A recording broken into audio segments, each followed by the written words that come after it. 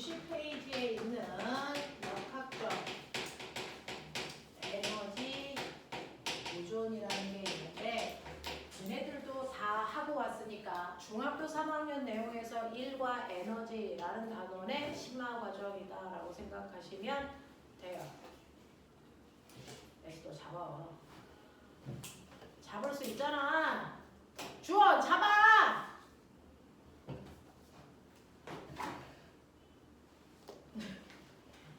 어딨어? 잠깐 잠재워 놓고요. 조금 이따가 나타나면 얘기해 주십시오.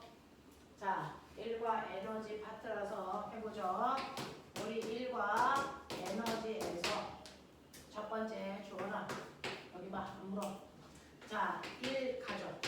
자, 일단은 1을 알아야 에너지를 압니다. 여러분들이 일상생활에서 얘기하는 일과 과학에서 인정할 수 있는 일은 다르다. 왜?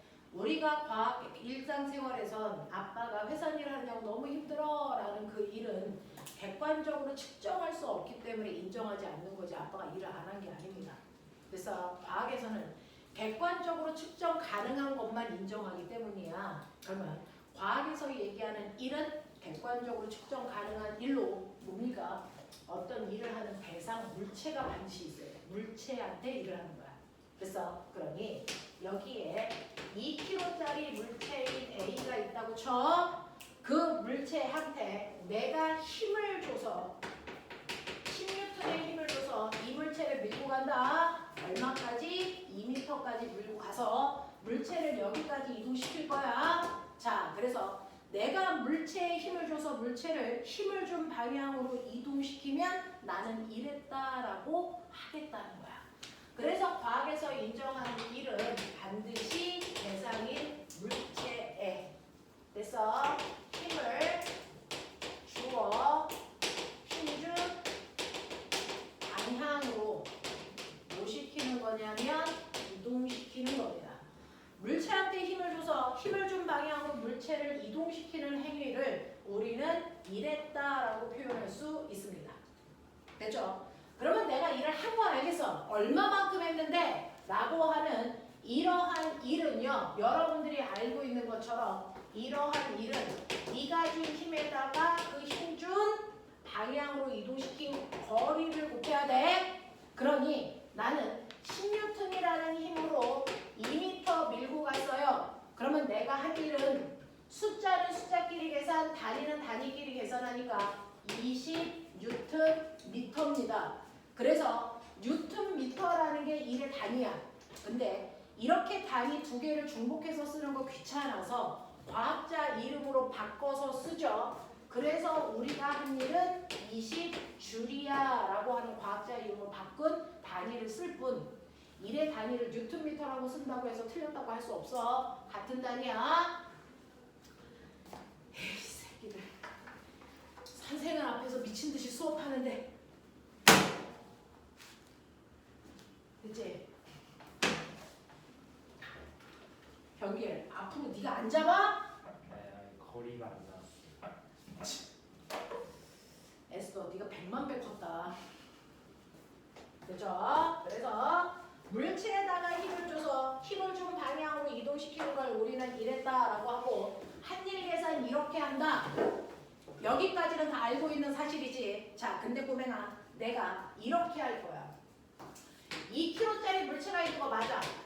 그래서 10N의 힘으로 힘을 줘서 2m 밀고 가는 것도 맞아. 근데 첫 번째 물체가 가는 방향으로 10N의 힘을 줘서 밀고 가는 첫 번째 일을 했어. 근데 내가 살짝 비스듬한 방향으로 10N의 힘을 줘서 밀고 가는 일을 할 건데 요 각도가 30도야. 조금 더 각도를 크게 할 거야. 이 각도 60도로 힘을 줘서 밀고 가는 세 번째 일을 할 거야. 네 번째는 90도 각도로 이쪽으로 힘을 줘서 자 이동시키는 여기까지 이동시키는 일을 할 거야. 이게 4번의 일이야. 그러면 1번, 2번, 3번, 4번 한 일이 같니? 다르니? 달라? 왜 달라? 저거 똑같아요. 가는 거리. 간거리 같아요. 2m 간 거예요. 그런 거. 그럼 같아요? 네. 달라요. 줄. 이게 중학교 시험 문제였습니다. 근데 이게 물리 원 내용이자 물투 내용이에요. 그래서 근데 심화인 학교에서 모금 중학교에서는 이 문제를 중3 문제로 그냥 내버렸어요. 이거 물투 내용이자 물음 내용이거든요. 한 일이 다릅니다. 왜? 여기 써 있잖아요. 힘준 방향으로 이동시킨 거리를 곱하는 거다. 그게 한 일이다. 거꾸로 얘기해요. 물체가 이동한 방향으로 사용한 힘이 얼마인지를 봐야 된다. 근데 중학교 때 나오는 힘은 항상 물체가 움직이는 방향으로만 힘을 줘. 책 잘 찾아보세요. 이렇습니다. 그래서 1번인 경우밖에 중학교 1학년 때는 안 나와. 그러니 실제로 물체가 움직이는 방향으로요. 1번의 1은요. 10N의 힘을 다 쓴 거야. 그래서 한 일이 2m 이동했기 때문에 20줄이에요. 이거 구한 게 얘란 말이야. 근데 각도를 살짝 벌려. 자, 비스듬한 방향으로 10N의 힘을 줘서 밀고 가는 거야. 근데 실제로 물체는 이렇게 이동했기 때문에 이 힘은 물체가 이동한 방향으로 준 힘이 아니란 말이야. 그러면 이동한 방향으로 얼마의 힘을 줬는지를 찾아야지. 그래서 여러분들은 어떻게 합니까? 이 비스듬한 방향의 힘을 수평 방향의 힘하고 수직 방향의 힘으로 나누십니다. 그래서 두 힘을 이용해서 평행사변형을 그렸을 때 대각선이 내가 준 힘이 된 거예요. 그러니까 여러분들은 이 비스듬한 방향의 힘은 X축 방향으로 수선에 발을 내리고 Y축 방향으로 수선에 발을 내렸을 때 이 FX축 방향의 힘과 FY축 방향 두 힘에 평행사변형을 그렸을 때 대각선이 이 힘이라는 거야. 그렇다면 실제로 물체를 움직인 힘은 이 힘이야, 이 힘. 이 각도가 30도고. 그러면 꼬맹아, 너네 수학 해야죠. 이거 직각삼각형 피타입니다. 이해되니? 그랬을 때 이 fx의 힘은 어떻게 구하면 돼? 이 힘을 f라고 치면 이 힘은 f 삼각비 f 사인 코사인. 이 힘이 f면 꼬맹아, 이 힘은 코사인이야 사인이야? 코사인이죠. 얘는 f 코사인 세타만큼의 힘을 준 거예요. x축 방향으로. 됐어? Y축 방향으로 이 힘은요. F 사인 세타만큼의 크기가 작용하고 있는 겁니다. 그래서 이 각도가 30도라면 실제로 물체가 움직인 방향으로 준 힘은 여러분들이 알고 있는 것처럼 5루트 3입니다. 코사인 30도가 2분의 루트 3이잖아. 거기다가 원래 준 힘 10을 곱하면 5루트 3이라는 힘을 준 거야. 루트 3이 대략 얼마라고 배웠냐? 이놈의 새끼들이 루트 3이 대략 얼마라고 배웠어? 1.7. 그럼 꼬맹아 5 곱하기 1.7 해봐. 얼마? 8.5. 대략 8.5N의 힘밖에 물체를 끄는데 못 썼어. 10을 쓰지 않았어. 라는 뜻이야. 그래서 얘는 8.5N의 힘으로요 2m 밀고 갔기 때문에 17줄 힘밖에 못한 거야. 근데 이 각도를 더 벌려 60도로 만들었어. 그 얘기잖아. 그러면 이때는 물체가 움직인 수평 방향으로 사용한 힘이 8.5도 아닌 5N밖에 못 쓴 거야. 그래서 얘는 5N의 힘으로 2m 밀고 갔으니까 이때 한 일은 10밖에 안 돼. 그래서 자, 그러면 각도가 같은 방향일 때 30도일 때 60도일 때 와, 힘이 주네. 그러면 이 각도가 무려 90도인 4번일 때 코사인 90이 얼마라고 배웠니? 0이라고 배웠죠. 그러니 물체가 움직인 방향으로 사용한 힘은 존재하지 않아. 그러니까 물체가 아무리 2m 같더라도 힘이 한 일은 없어. 그 얘기입니다. 그래서 물체가 움직인 방향과 힘이 이루는 각도가 벌어지면 벌어질수록 한 일의 양이 줄어듭니다. 그러니까 1번인 경우에 한 일이 제일 많다고요. 같지 않다고요. 그래서 중학교 3학년 때 배웠잖아. 힘을 준 방향과 물체가 이동한 방향이 90도일 때 한 일이 0이라고 그래서 나오는 거야, 새끼야. 되겠어? 너네 중학교 때 배웠잖아. 물체에 작용한 힘하고요. 이동한 방향이 90도일 때 한 일이 0이야. 그러면 생각했었어야죠. 그 순간 고민했어야죠. 왜 그래? 했어야죠. 이래서 그래요. 물체가 운동하는 방향, 이동한 방향으로 사용하는 힘이 존재하지 않기 때문이야. 알겠어? 중학교 때는 극단적으로 얘하고 얘만 배우는 거잖아. 그러면 이때 이렇게 변해가는 흐름을 이해하고 있었어야지. 그냥 가리키는 대로 수용하는 게 아니고 그 흐름을 보여주고 있는 거예요. 물체가 이동하는 방향으로 사용하는 힘이 점점 줄어들기 때문에 똑같은 힘을 주더라도 각도가 벌어질수록 한 일은 존재하지 않아. 그래서 우리가 중학교 때 배웠던 거 내가 열심히 일한다고 했는데 알고 보니까 한 일이 없는 경우를 세 가지로 중학교 3학년 때 배운다.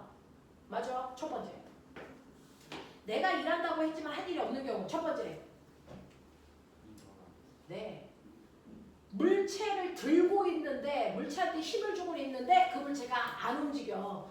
물체가 이동한 거리가 없어. 그럼 한 일이 없겠죠. 예를 들어 제가 칠판을 미친 듯이 밀고 있죠. 한 일 있어 없어? 없어요. 왜? 움직이지 않았으니까. 그 얘기잖아요. 또 두 번째요. 물체가 가고 있어요. 근데 나는 힘을 안 주고 그냥 보고만 있어.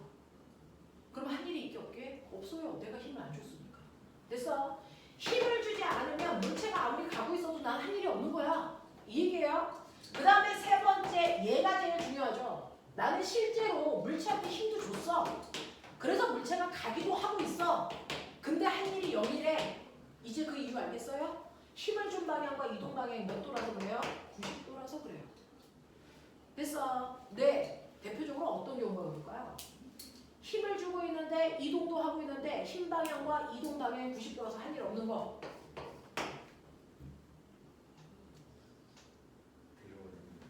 죽여버려. 들어 올리는 거. 애가 올라가는 방향으로 힘도 주고 있잖아. 이건 한 일이 있지.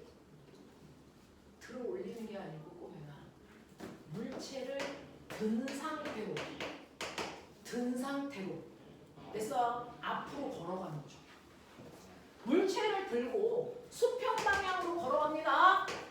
그러면 실제로 물체를 들고 있을 때 물체가 떨어지지 않게 너는 힘을 밀어주고 있죠. 받치고 있죠. 근데 앞으로 걸어가죠. 그러니까 힘을 준 방향과 이동한 방향이 몇 도를 들고 있니? 90도. 그러니까 한 일이 없어. 이 얘기야. 그래서 첫 번째 물체를 들고예요. 들어 올리고가 아니고 물체를 들고 수평으로 걸어간다. 이거 할 일이 없어. 힘과 이동 방향이 90도라서 그래. 근데 한 경우가 더 있지. 힘하고 이동 방향이 90도. 너네 나한테 배웠어야 되겠다. 힘 준 방향과 이동 방향이 90도를 이루고 있는 아이. 힘의 방향과 이동 방향이 90도를 이루고 있는 아이가 있어. 그런 운동이 있어. 우와! 등속 원운동. 얘들아, 등속 원운동.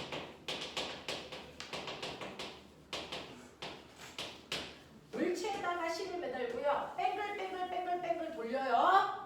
그랬을 때 이 A점에 왔을 때 물체는 실제로 가려는 운동 방향이 접선 방향이잖아요. 이게 운동 방향이잖아요. 근데 그쪽으로 못 가는 이유가 물체가 받는 힘의 방향이 원의 중심 방향 90도로 이루기 때문이라고요. 됐어? 그래서 얘가 이렇게 와서 B의 위치에 와도 물체가 실제로 가려는 운동 방향은 접선 방향이지만 그리 못 가는 이유가 물체가 받는 힘의 방향이 원의 중심을 향하고 있는 90도 각도이기 때문이라고 했어. 그래서 등속 원운동이 대표적으로 힘과 이동 방향이 90도인 운동. 자, 그렇다면 이렇게 등속 원운동하고 있는 게 누구 있냐면 지구 주변을 돌고 있는 인공위성들. 얘는 100년을 돌아도 한 일이 있게 없게 없어요. 왜? 힘 방향과 이동 방향이 90도라서 그렇습니다. 알겠어? 그래서 이 두 경우 기억해야 된다라는 얘기인데 이게 모군에서 막 미친듯이 나옵니다. 정신 차리세요. 모군에서는요. 수학이나 과학이 삐떠서 특목고 가려고 하는 그래서 본인의 의지를 꺾어야만 되는 경우들이 수두룩합니다. 모군은 수학과 과학이 열로 어려운데 그래서 이런 식의 형태의 문제들도 나오고 점점 학교들이 코로나 전에 문제 수준으로 돌아가서요. 목동은 수학을 엄청나게 어렵게 내는 지역이잖아요. 학교들이 원래 난이도로 돌아가고 있어. 정신 차려. 자, 그래서 얘네들이 할 일이 없다고요. 됐어? 그러면 이런 식으로 여러분들이요 일을 했을 때 그 양을 물리에서 그래프로 그릴 수도 있었어야죠. 그래서 한일을 나타내는 1 그래프예요. 자, 1은 여러분들이 알고 있는 힘 곱하기 거리잖아요. 그래서 그래프에 Y축은 물체에 준 힘이고요. X축은 그 힘으로 밀고 가는 거리였단 말이야. 그러니 예를 들어 얘를 그래프로 그리면 얘는 10N의 힘을 계속 줘서 2m 밀고 갔잖아? 그러면 한일 어딨어? 한일 어딨어? 그렇죠. 힘은 세로축이고 거리는 가로축이니까 이걸 곱한 면적이 한일이라고요. 그래서 이 그래프 밑에 있는 면적이 바로 그 거리 밀고 가는 동안 한일의 양을 나타내요. 힘거리 그래프에서 그래프가 이렇게 생기지 않고요. 처음에 힘이 0인 상태로 2m 밀고 갈 때까지 힘을 일정하게 크게 줘. 그래도 이 그래프 밑에 있는 이 삼각형 넓이가 한일이야. 또는 10N에서 20N의 힘을 증가시켜. 그러면 이 그래프 밑에 있는 이 사다리꼴 면적이 한일이야. 어쨌든 힘하고 거리 그래프에서 한일은 그 그래프 밑에 있는 면적의 한일을 나타낸다고. 모양하고 상관없이. 알겠어? 이렇게 표현할 수 있다. 자, 근데 이러한 일을 하는데 이 일에도 종류 있는 거 알아?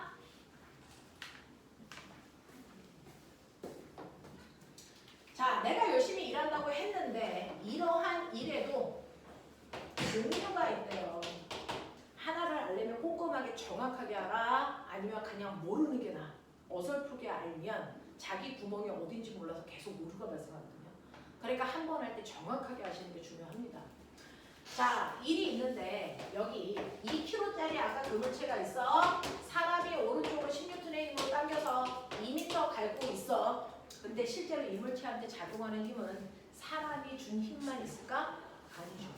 실제로는 물체와 바닥 사이에 작용하는 운동을 방해하는 마찰력이라는 힘도 있을 겁니다. 그리고 지구가 잡아당기는 중력이라는 것도 있고 바닥이 밀어 올리는 수직항력이라는 것도 있겠죠.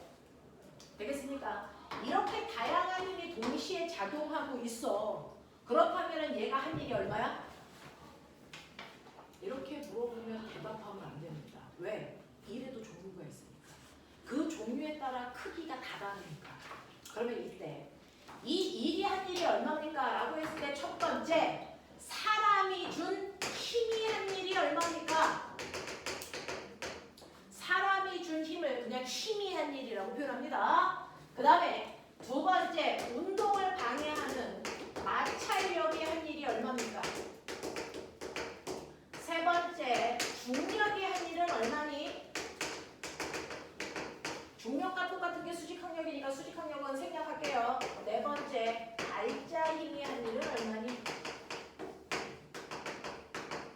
이런 식으로 됐어.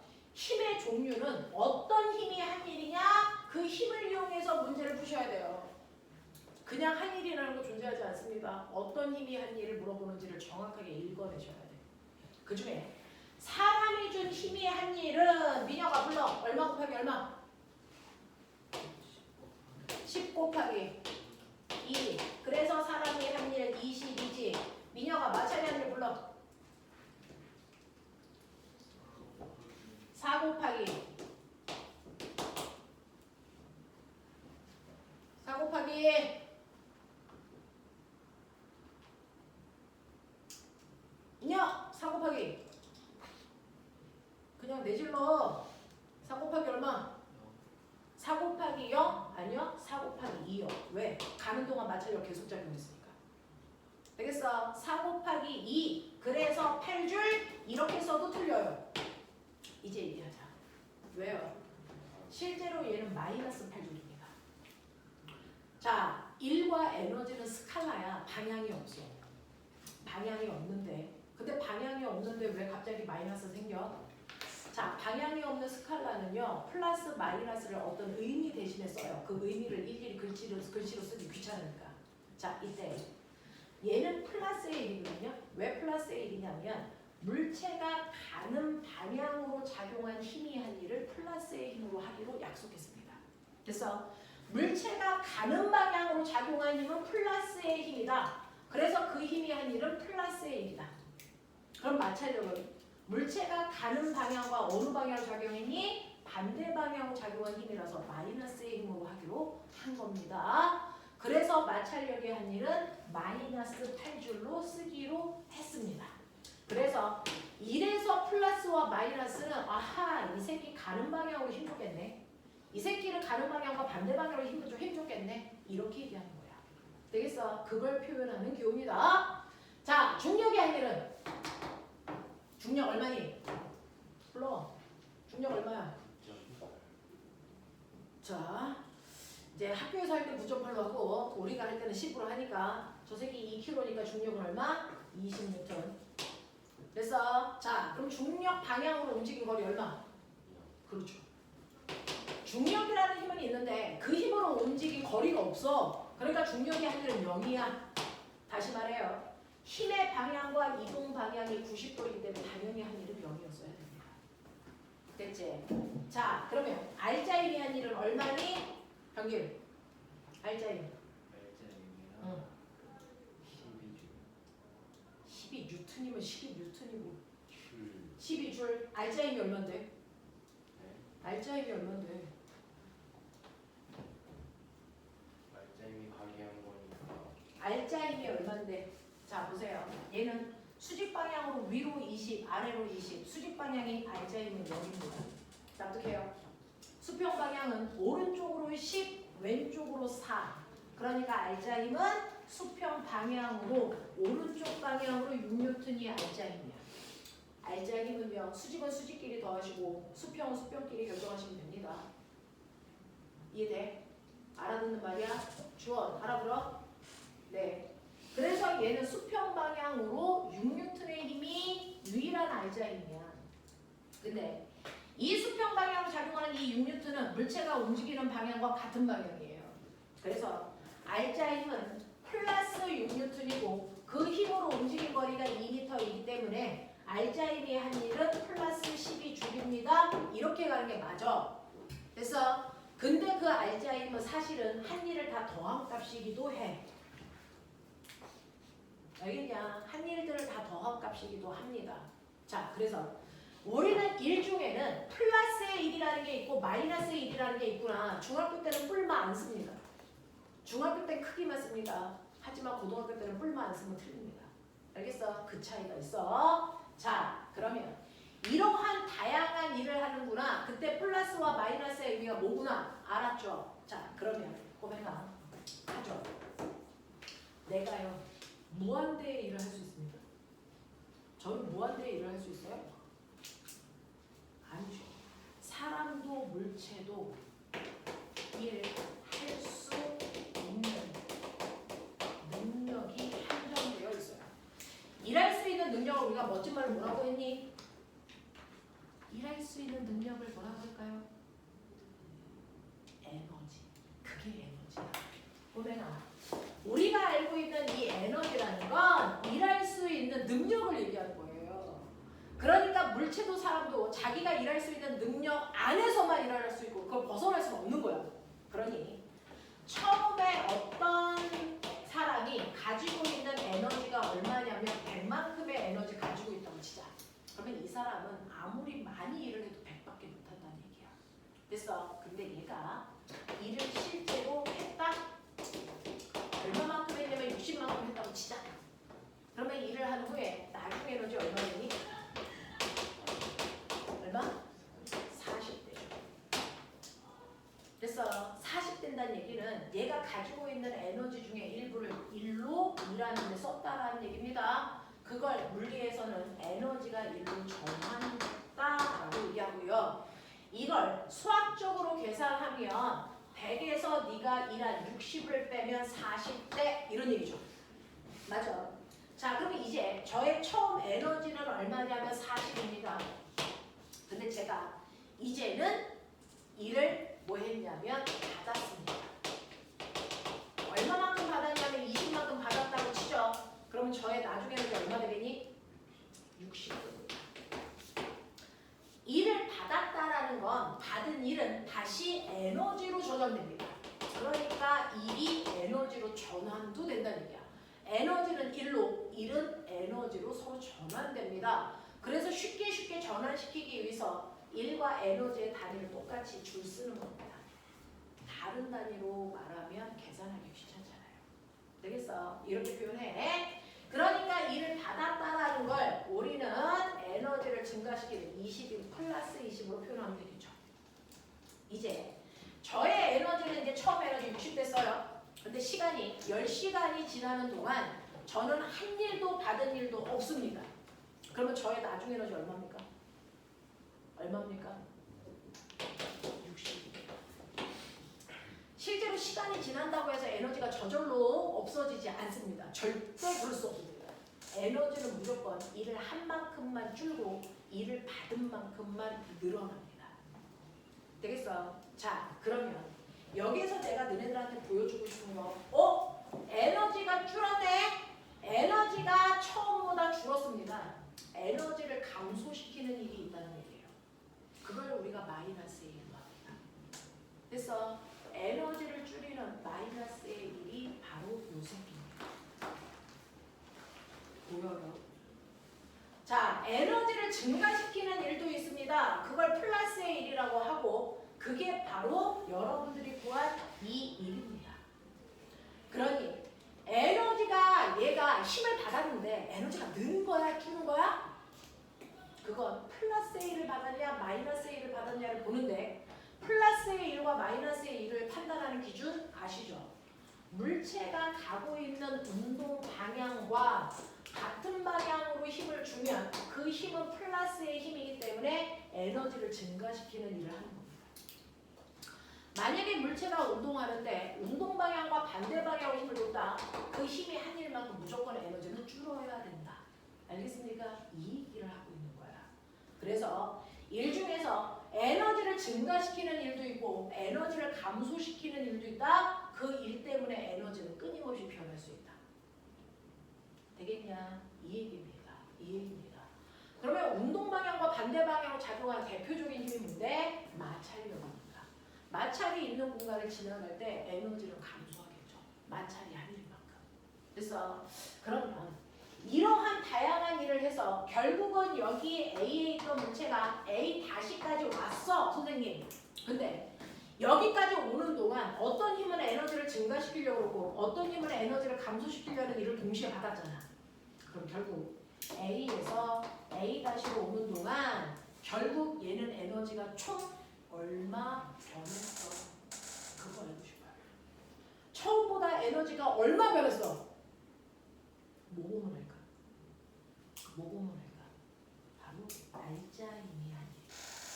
그래서 자 결국은 얼마만큼 에너지 바뀌었니? 총 에너지의 변화량을 나타낸 게 알짜이니 한 일이야. 그러니 이 새끼는 무조건 처음보다 나중에 왔을 때 처음보다 에너지가 12만큼 증가되어 있어. 이 뜻이야. 이 뜻이야. 자, 그랬을 때 보자. 얘는 맨 처음에요. 2kg짜리가 오른쪽으로 2의 빠르기로 가고 있었어. 그래서 여기까지 왔어. 그럼 속력 얼마 돼?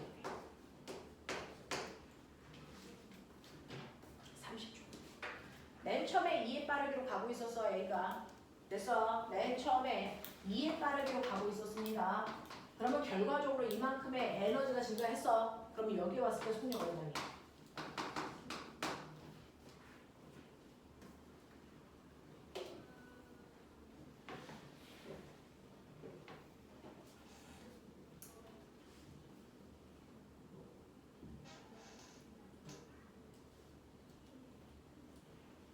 관사.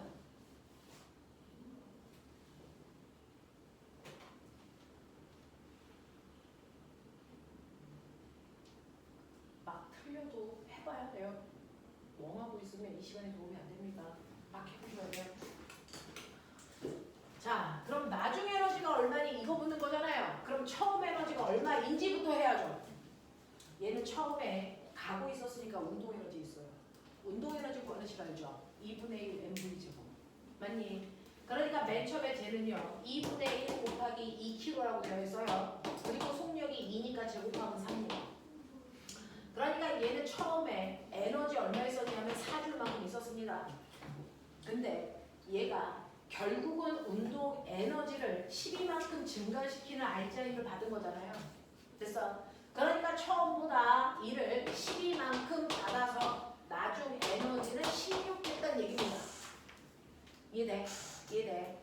그러면 이 16이 됐을 때 속력이 얼마니? 라고 했으니 2분의 1 곱하기 2 곱하기 V 제곱이 16입니다. 그래서 계산하시면 A 다시에 왔을 때 속력이 4였다는 얘기가 되죠. 되겠어? 이거 구하는 게 중3 내신입니다. 되겠습니까? 이렇게 됩니다.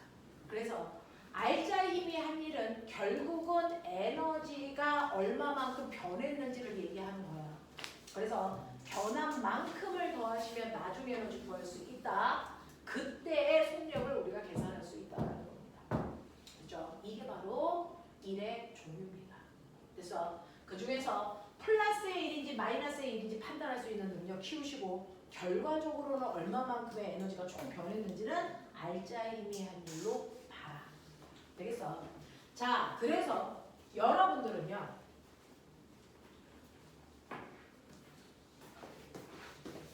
그래서 여러분들은 1이라는 건 물체에 힘을 줘서 힘을 준 방향으로 이동시켰을 때 생기는 물리량을 1이라고 하지만 사실은 1에 또 다른 의미도 있어요. 에너지는 일할 수 있는 능력인데 1은요. 사실은 에너지보다 변화량입니다. 에너지의 변화량이 바로 1이다. 그러니까 한 일이 20이라고 한다면 무조건 그 물체는 처음과 나중에 에너지 차이가 20만큼 나야 돼. 그 뜻입니다. 그래서 일은 에너지 변화량을 얘기하는 겁니다. 실제 뜻이 그겁니다. 일을 했다면 무조건 그만큼 에너지는 달라졌어야 된다. 이 얘기입니다.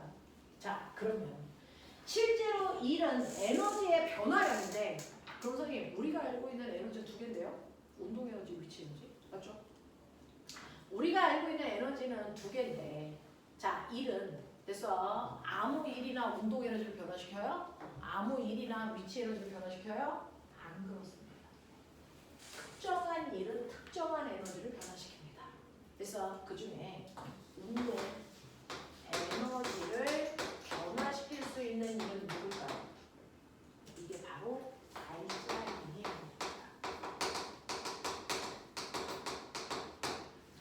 운동 에너지의 변화량 구하라?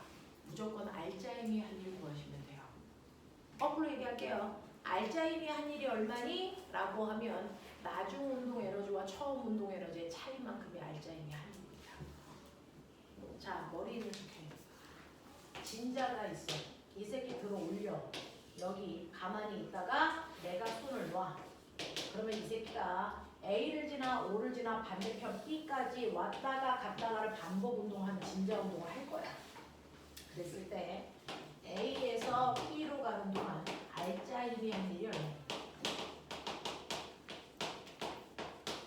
이게 문제였어요. 수능 문제. A에서 B로 가는 동안 알짜 힘이 한 일은 얼마입니까? 라고 하면 알짜 힘이 한 일을 구할 수 없기 때문에 이렇게 부르는 겁니다. 그러면 알짜 힘이 한 일이랑 같은 말은 뭡니까? 운동 에너지의 변화량을 구하라는 얘기입니다. 되겠어? 보면아 A에서의 속력 얼마? 진자가 훅 이렇게 움직일 때 A에 왔을 때 속도 얼마니? 0입니다. B에 왔을 때 속도 얼마입니까? 0입니다. 그러면 A에서의 운동 에너지 0이고 B에서의 운동 에너지가 0입니다. 그럼 운동 에너지의 변화량 얼마입니까? 0입니다. 그러면 알짜 힘이 한 일 얼마입니까? 0입니다. 이렇게 깔끔하게 풀리는 문제를 그래서 알짜 힘이 한 일이 얼마냐고 물어보면 애들은 A에서 B까지 알짜 힘을 구하고 싶은 이상한 욕구를 느낍니다. 절대 못 구합니다. 왜? 얘는 매 순간 알짜 힘이 달라집니다. 못 구합니다. 그래서 이것 때문에 시간 버려, 점수 버려, 대학 못 가는 겁니다. 그래서 문제에서 알짜 힘이 한 일을 구하라고 하면 그것과 같은 말이 뭔지 빠른 속도로 생각하셔야 돼요. 마치 우리가 앞에서 충격량이 얼마냐고 물어보면 운동량의 변화량을 생각하는 것처럼. 알겠습니까? 알짜 힘이 한 일은 운동 에너지의 변화량을 구하라는 겁니다.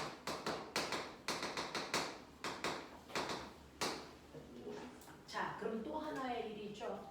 위치 에너지의 변화량을 구하라고 합니다. 위치 에너지요. 어떤 애가 올라갔다가 내려갔다 합니다. 위치 에너지의 변화량은 누가 한 일이랑 같다? 중력이죠. 위아래로 잡거든요. 그래서 위치 에너지의 변화량은 정확하게 중력이 한 일과 같습니다. 그러니 중력이 한 일이 얼마냐고 물어보면 위치 에너지 변화량을 구하라는 말인데 말기 못 알아들으면 그래서 혼자 해결을 못하는 수가 있어요. 물리는 누가 문제를 잘 푸냐, 누가 수학을 잘하냐가 아니고요. 누가 문제를 제대로 해석하느냐라는 얘기입니다. 관심이 있어야 해석하죠. 그렇죠? 자, 그래서 이렇게 언어를 정확하게 해석할 수 있어야 문제를 풀 수 있다. 이게 물투에 나오는 1 에너지 정리입니다. 1 에너지 정리입니다. 1과 에너지는 이런 관계를 가지고 있어. 그래서 특정한 일이 특정한 에너지를 변화시켜 라는 얘기입니다. 되겠죠? 자, 그러면 이러한 일을 했다고 쳐. 근데 꼬맹아 실제로 A라는 놈도 10줄의 일을 했어. B라는 놈도 10줄의 일을 했어. 누가 더 능률이 높은 거야? 판단할 수 없어요. 똑같은 양의 일을 했는데 그래서 얘 가지고 누구의 이 능률이 더 높니? 이거 판단할 수 없죠. 근데 여기에 하나의 정보만 더 주면 판단할 수 있어요. 병기랑 뭐만 주면 되니? 누가 더 능률이 높니? 민준, 어떤 정보만 있으면 둘의 능률을 비교할 수 있을까? 시간이죠. A와 B가 한 일은 똑같습니다. 근데 이 일을 하는데 걸린 시간을 보니까 얘는 1초 만에 그 일을 했어. 얘는 10초 만에 그 일을 했어. 이제 판단해 보세요. 누가 더 능률이 높습니까? A가 몇 번 높습니까? 네. 라고 하는. 그래서 이 일의 능률을 물리에서는 뭐라 그러냐면 일한 빠르기 그걸 우리는 일률이라고 해요.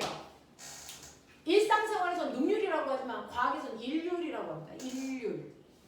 그래서 이러한 일률은 한 일을 걸린 시간 초로 나누시는 겁니다. 시간의 표준 단위는 늘 초입니다.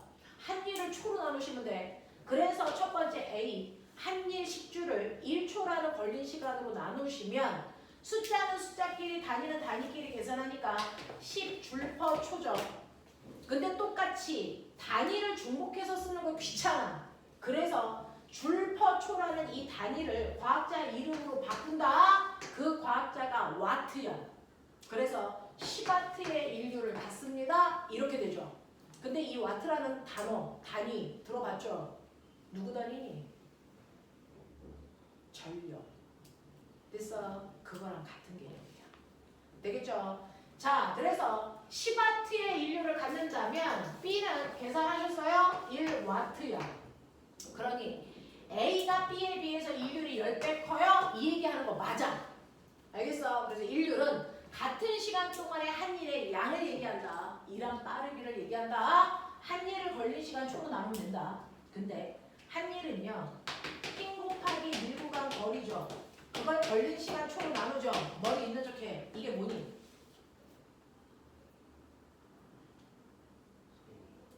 속력이죠. 그래서 인류를 구하는 또 다른 식은 힘 곱하기 속력입니다. 이 방법으로 인류를 구하시면 됩니다. 인류는 한 일을 걸린 시간 초로 나눠도 되고 힘에다가 그 힘으로 밀고 가는 속력을 곱해도 됩니다. 이게 인류입니다. B랑 빠르기.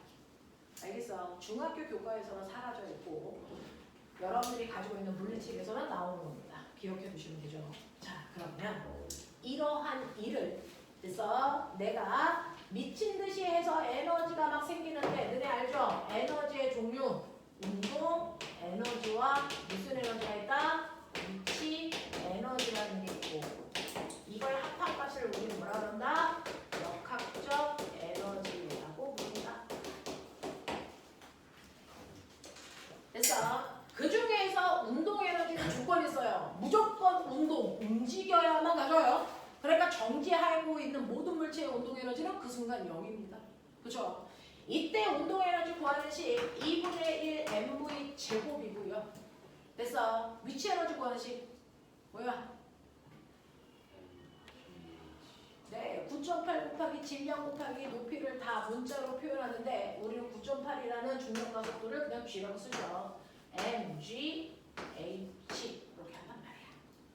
되겠어? 그래서 위치 에너지와 운동 에너지를 구하시는 건데 자, 지금은 여러분들 시간이 없어서 간단하게 저 역학적 에너지의 전환에 대한 얘기만 하고 자, 위치 에너지에 대한 얘기 중 여러분들이 알아야 되는 얘기는 선생님이 다음 시간에 연결해 가도록 할게요. 자, 원래 롤러코스터가 있어.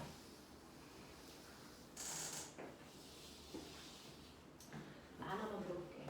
역학적 에너지는 보존되는 거니? 아니야.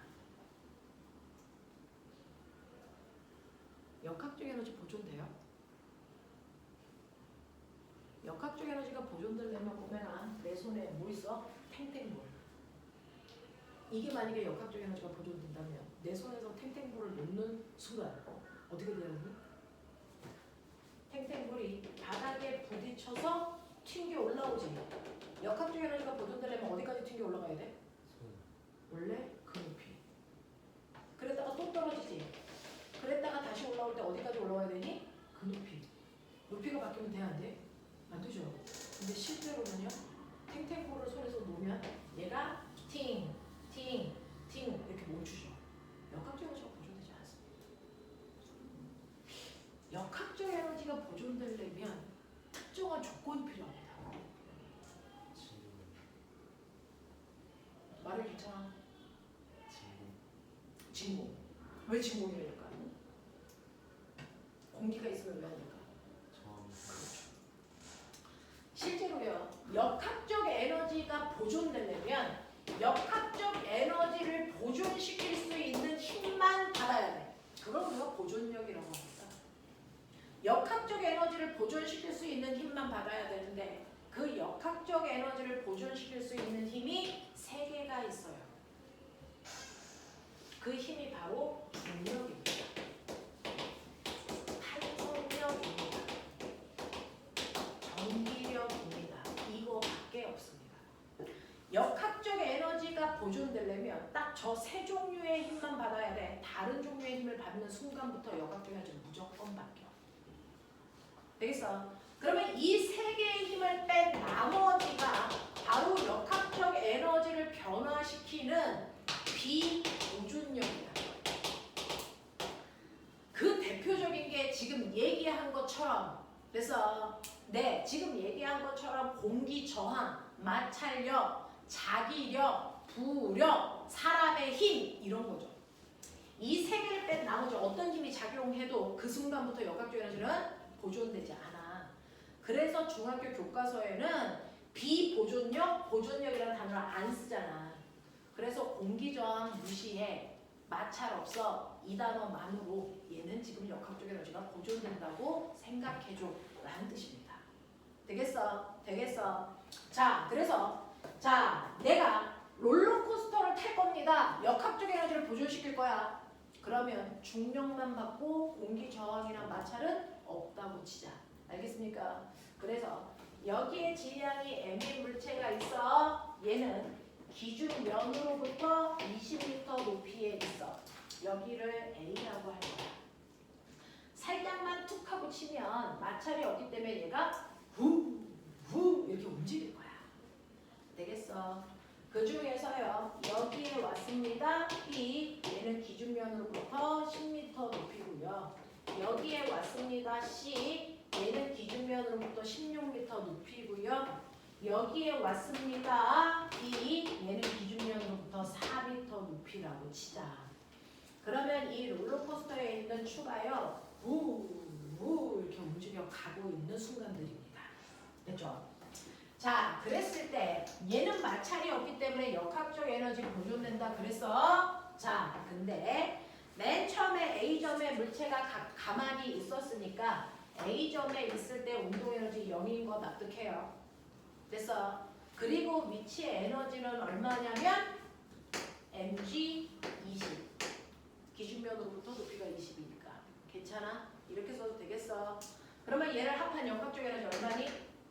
mg 20의 역학적 에너지를 가져야 되는데 얘가 B에 오던 C에 오던 D에 오던 역학적 에너지는 같아야 되니까 모든 순간의 역학적 에너지가 mg 20이라는 얘기입니다.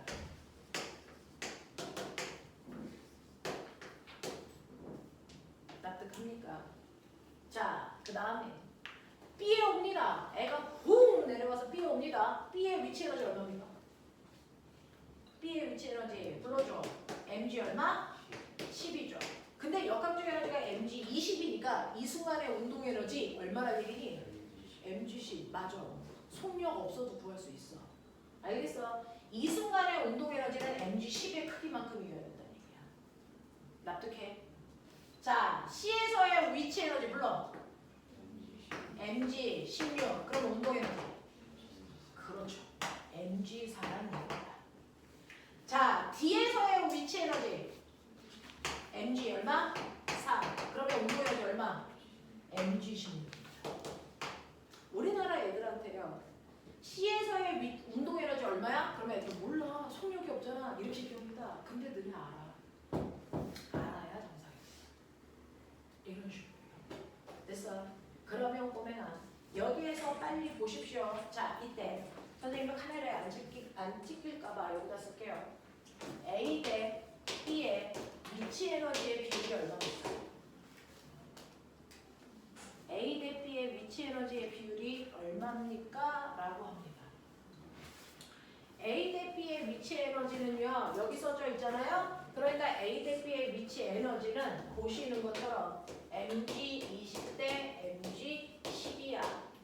그러니 의미 없는 mg는 날라가시면 20 대 10이기 때문에 2 대 1이라고 쓰시는 게 맞잖아요.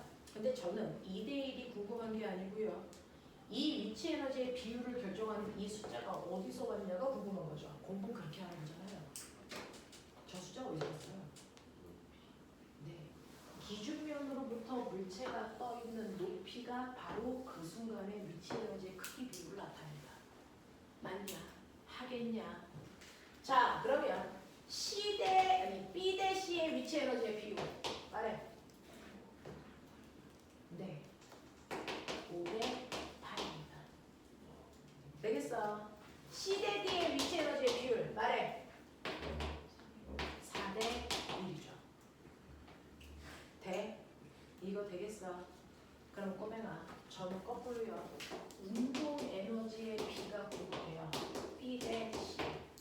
어차피 A는 운동 에너지가 없을 거니까 B 대 C의 운동 에너지 비율 궁금해요.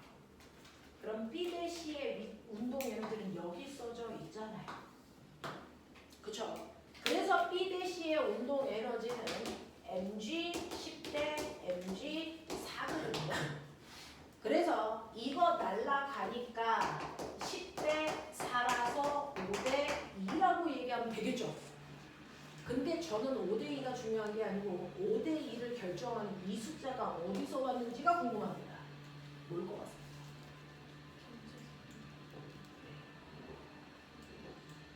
실제로요.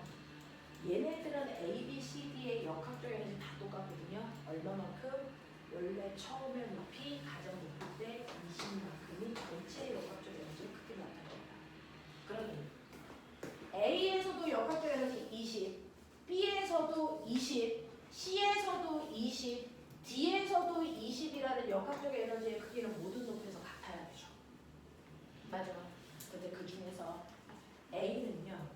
위치 에너지가 20 다 가지고 있어. 그러니까 운동 에너지 없는 겁니다. 근데 B에서는 위치 에너지가 10밖에 없어. 역학적 에너지는 20이었는데 그럼 위치 에너지를 뺀 나머지 그래서 이만큼이 무슨 에너지? 운동 에너지가 됩니다. 다시 말할게요. 최고점으로부터 낙하하는 동안 위치 에너지가 감소해서 운동 에너지로 바뀌었습니다. 맞습니까? 그러니까 낙하한 거리에 해당되는 높이가 바로 운동 에너지의 크기가 된다. 15세요. 역학적 에너지 20이어야 되는데 그 중에서 운동 에너지의 형태로 가지고 있는 건 16, 아니 위치 에너지의 형태로 가지고 있는 건 16밖에 안 돼요. 그러면 운동 에너지의 형태로 가지고 있는 건 4라는 얘기죠. 최고점으로부터 낙하한 거리가 운동 에너지를 얘기합니다. 그래서 최고점으로부터 낙하한 감소한 위치 에너지가 운동 에너지가 돼. 그러니 여기에서의 위치 에너지는 여러분들이 보시는 것처럼 4밖에 안 남았잖아요. 그러면 최고점으로부터 낙하한 이 16이라는 만큼이 운동 에너지를 만든 거란 얘기야. 그래서 학교 시험 보면 꼬맹아 저 그림은 있지만 얘는 없어. 이걸 시험 볼 때 쓸 거야? 수능 문제 하나 푸는데 30초에 끝내야 되는데 못 쓰거든. 그러니까 여러분들이 눈으로 저 높이 낙하한 거리 떠있는 높이가 무슨 에너지를 얘기하는지를 알고 계셔야 된단 말이야. 되겠어? 그럼 꼬맹아 C 대 D의 운동 에너지의 비율 불러줘. C 대 D의 운동 에너지의 비율 얼마니? 그렇죠. 1대 3. 똘똘하죠. 자 그러면 C 대 D의 운동 에너지의 비율은 알았으니까 꼬맹아 하나만 더 들어가자. C 대 D의 속력 비율이 얼마나? 네, C 대 D의 운동 에너지라는 건 사실은 2분의 1m VC를 지나는 순간의 속력의 제곱배 2분의 1m D를 지나는 순간의 속력의 제곱의 비율이 1대 4라는 얘기야. 그쵸? 근데 얘네들이 지워지잖아요. 그러니까 운동 에너지의 비율은 그 순간 그 지점을 지나는 속력의 제곱 비율을 얘기하는 거다. 이런 뜻이잖아요. 속력의 제곱 비율. 그게 1대 4라는 그러면 당연히 속력의 비율은 운동 에너지의 제곱근 값이야. 되겠어? 그래서 1대 2입니다. 이렇게 나오는 거야. 괜찮아? 할 수 있겠어? 이런 느낌이야. 그죠? 실제로 중학교 때는 연습을 해야 되니까 어떤 물체가 20m 높이에서 낙하했어. 그러면 그 물체가 바닥에 닿을 때 속력이 얼마야? 이따위 거 물어봐. 그러면 당연히 저 최고점에서 물체가 갖는 위치 에너지가 바닥에 닿을 때 운동 에너지로 전환됐어. 그러니까 최고점의 높이에서의 물체의 위치 에너지 mg 22, mgh가 운동 에너지 2분의 1 mv 제곱이랑 같으니까 이때 바닥에 닿을 때 속력 V는 루트 2gH로 계산해. 그래서 2 곱하기 중력가속도 곱하기 높이 20해서 바닥에 닿기 직전의 속력 20이야. 됐어? 이렇게 여러분들이 실제값을 계산하는 문제들이 중학교 3학년 때 해야 되는 연습이라는 거예요. 고등학교 때는 실제값을 안 물어봐요. 비율로 계산합니다. 되겠어? 그래서 이런 식으로 비율의 의미를 이해할 수 있으면 돼. 되겠어? 지면으로부터 떠있는 높이는 위치 에너지의 비율이고 최고점으로부터 낙하한 거리가 운동 에너지의 비율 값을 얘기해. 알겠니? 자, 근데 어떤 특정한 지점이 있어? X야. 허가가 여기서 틀리면 큰일 나거든요. 그래서 허가가 이번에 기말고사 시험 범위라서 최선을 다해서 열심히 해드리고 있어요. X라는 지점이 있는데요. 저 X라는 지점에서 위치 에너지 대 운동 에너지의 비율이 2대 3이 되고 싶대. 그랬을 때 실제 이물체의 높이는 얼마이겠니?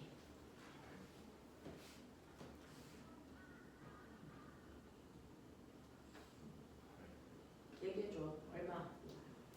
8m죠. 왜요? 위치 에너지는 떠있는 높이, 운동 에너지는 내려온 높이, 이 높이 비율이 2대 3이어야 되는데 전체 길이가 20m잖아요. 그러니 땅으로부터 실제로 떠있는 높이는 8m이어야 됩니다. 아시겠습니까? 이런 것들을 할 수 있으면 돼. 되겠어? 네, 이런 얘기입니다. 자, 그러면 여러분들이 이런 식으로요. 역학적 에너지는 실제로 보존력이 작용하는 공간에서는 보존돼. 자, 그중 역학적 에너지 중에서 움직이는 물체가 갖는 에너지가 운동 에너지로요. 그래서 2분의 1 mv 제곱으로 계산하면 되는데 위치 에너지 중학교 때 위치 에너지는 그냥 위치 에너지라고 해줘. 근데 고등학교 때는 위치 에너지의 이름을 바꿔서 불러요. 뭐라고 불러? 포텐셜 에너지. 됐어. 같은 말이야. 같은 말이야. 자, 고등학교 때는 위치 에너지를 포텐셜 에너지라고 부른다.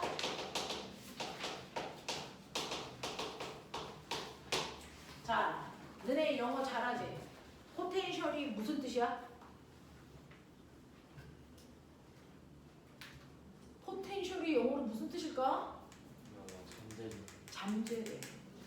됐어. 영어로 포텐셜이 한국말로 잠재된 이거죠. 잠재되어 있는 에너지야. 자, 뭐가 잠재되어 있어? 얘네들은 나중에 다 운동 에너지로 바뀔. 운동 에너지가 될 가능성이 있는 에너지들을 포텐셜 에너지라고 하고요. 그게 위치 에너지야. 자, 근데 위치 에너지의 종류가 3개가 있어. 그 중에서 중학교 3학년 때 배웠던 위치 에너지는요, 정확하게 중력 때문에 생긴 위치 에너지입니다. 그래서 고등학교 때 이걸 중력 포텐셜 에너지라고 하죠. 포텐셜 에너지. 실제로요, 바닥에 지구는 전체적으로 중력이라는 힘이 작용하는 공간이야. 중력장이야. 자, 중력이라는 힘에 영향을 받는 건 물체의 질량만큼이야. 그래서 질량의 m인 물체는 지구가 땅바닥으로 mg라는 힘으로 잡아당기니까 땅바닥에 붙어있는 거야. 그쵸? 그러면 이거를 들어 올리기 위해서 필요한 최소한의 힘 얼마? 당연히 mg만큼의 힘을 주면 최소한의 힘을 줘서 끌어올릴 수 있어. 그 힘으로 얘를 들어 올린 거리가 얼마야? 라고 하면 힘에다가 밀고 간 거리가 h니까 중력이 한 일이 mgh야. 그래서 물체는 여기에 올라갔어. 됐죠? 사람이 mgh만큼 일을 해주면 물체 입장에서는 그 일을 받아. 일을 받은 만큼 뭐가 생긴다 그랬어? 일을 받은 만큼 뭐가 생긴다 그랬어? 에너지. 맞아. 그래서 물체가 바닥에 있던 물체가 여기까지 올라가면 이때 그 물체는 위치 에너지라는 게 생긴 겁니다. 됐죠? 그래서 중력이 일을 했을 때, 중력과 반대 방향으로 내가 물체를 이동시켰을 때 중력 때문에 생긴 위치 에너지를 구하는 식이 바로 중력에 대해서 한 일을 구하는 식과 똑같이 mg, h로 구하게 된 거야. 그래서 중력에 대해서 일을 해준 만큼 물체는 에너지가 생기는데 그 에너지가 위치 에너지라서 중력 위치 에너지 구하는 식과 중력의 한 일을 구하는 식은 똑같습니다. mgh. 맞아? 근데 잘 보시면 원래 작용하는 중력과 반대 방향으로 움직여야 위치 에너지가 커지는 거구나. 그렇습니다. 자, 근데 이 위치 에너지의 종류가 3개입니다. 그 중에서 중력이 만든 위치 에너지가 있는가 하면 용수철이 만드는 위치 에너지도 있어요. 그걸 뭐라고 할까? 탄성 위치 에너지. 이거 구하는 걸 다음 주에 설명해 드리겠다는 얘기입니다. 탄성 위치 에너지. 그러니까 오늘은 문제 풀 때 용수철 그려져 있는 그림을 다 빼고 푸세요. 알겠어요? 네. 그 다음에 하나 더 있어요. 뭘 것 같습니까? 전기가 만든 위치 에너지도 있습니다. 실제로 위치 에너지라는 포텐셜 에너지는 딱 저거 3개야. 중력, 탄성력, 전기력. 그 중에서 중학교 3학년 때 중력이 만든 위치 에너지만 배웠지만 물리 1에서는요. 탄성력이 만든 위치 에너지를 역학에서 배우고요. 볼트로 가면 전기가 만든 위치 에너지까지 배워서 3개를 다 배우게 돼. 근데 꼬맹아 뭔가 봤던 기억 없어? 이 3개의 힘이 뭐니? 맞아요. 역학적 에너지를 보존시킬 수 있는 힘, 보존력입니다. 그래서 얘네들이요 바로 운동 에너지를 만들 수 있는 가능성이 있는 힘이라서 위치 에너지가 줄어든 만큼 정확하게 운동 에너지를 만들어냅니다. 그러니까 역학적 에너지를 보존시킬 수 있는 힘이야. 그래서 이 3개의 힘이 보존력입니다. 이 보존력들이 바로 위치 에너지를 만듭니다.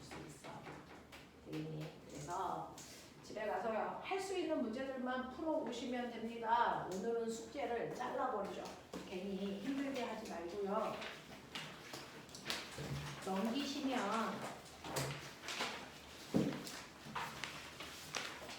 자 104페이지 1번부터 105페이지 9번까지만 9문제만 풀어오시고